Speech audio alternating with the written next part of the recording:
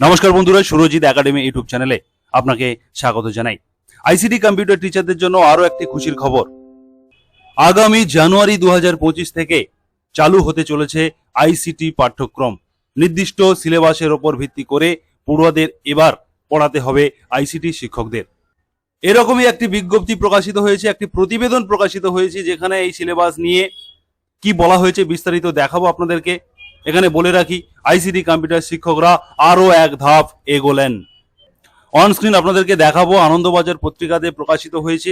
জানুয়ারি থেকে চালু হচ্ছে আর্ট অ্যান্ড ওয়ার্ক এডুকেশন এবং আইসিটি পাঠ্যক্রম।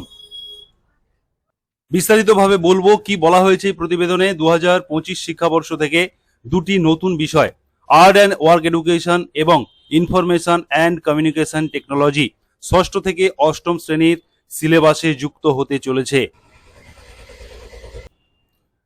আসন্ন শিক্ষাবর্ষ থেকে চালু হতে চলেছে আর্ট অ্যান্ড ওয়ার্ক এডুকেশন এবং ইনফরমেশন অ্যান্ড কমিউনিকেশন টেকনোলজির পাঠ্যক্রম।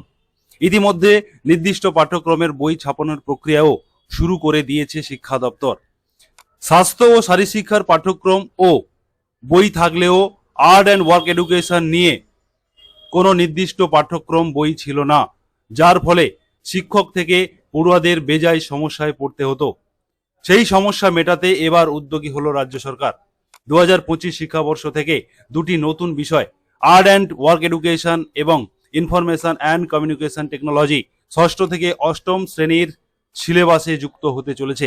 শিক্ষা দপ্তরের এক আধিকারিক বলেন, এই বিষয়ে সমস্ত প্রক্রিয়া ইতিমধ্যে সিলেবাস কমিটির তরফ থেকে সম্পন্ন করা হয়েছে। বই ছাপানোর জন্য অনুমোদন দেওয়া হয়ে গিয়েছে। 1 মাসের মধ্যেই সমস্ত বই চলে আসবে, তারপর শুধু সময়ের অপেক্ষা। আরো বলা হচ্ছে, সূত্রের খবর, আর্ট অ্যান্ড ওয়ার্ক এডুকেশন এবং ইনফরমেশন অ্যান্ড কমিউনিকেশন টেকনোলজি অর্থাৎ আইসিটি প্রাথমিক এবং উচ্চ প্রাথমিক স্তরে পড়ানো হলেও নির্দিষ্ট কোনো বই বা পাঠ্যক্রম না থাকায় স্কুলের সঙ্গে শিক্ষা দপ্তরের সামঞ্জস্যের অভাব হচ্ছিল, তার ফলে এই সিদ্ধান্ত। আরো বলা হচ্ছে, 90-এর দশক পর্যন্ত মাধ্যমিকে কর্মশিক্ষা এবং শারীরশিক্ষা বিষয় দুটি বাধ্যতামূলক ছিল।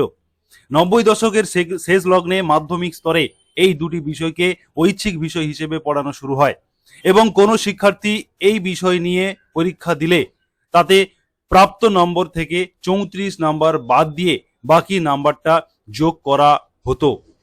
আরো বলা হচ্ছে, 2011 সালের পর পাঠ্যক্রমের আধুনিকীকরণ করা হয়।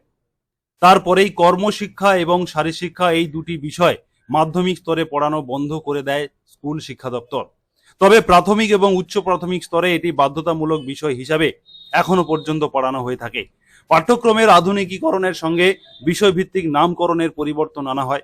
শারীরশিক্ষার সঙ্গে যুক্ত করে দেওয়া হয় স্বাস্থ্য এবং তার নতুন নাম হয় স্বাস্থ্য এবং শারীরশিক্ষা।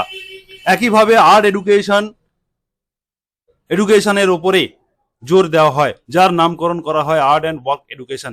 তবে নতুন নাম হলেও এই সংক্রান্ত কোনো বই বা পাঠ্যক্রম তৈরি করা হয়নি স্কুল শিক্ষা দপ্তরের তরফে। বাজার চলতি বিভিন্ন বই থেকে প্রাথমিক এবং উচ্চ প্রাথমিক স্তরের পড়ুয়াদের ক্লাস করানো হতো। সুতরাং যারা আইসিটি কম্পিউটার টিচার যারা রয়েছেন, আপনাদেরকে সামনের সেশন থেকে নতুন পাঠ্যক্রম, সরকারি পাঠ্যক্রমে আপনাদেরকে পড়াতে হবে এবং তার ফলে সমস্ত দিক দিয়ে সুবিধা হবে আপনাদেরকে পড়ানোর বিষয়ে।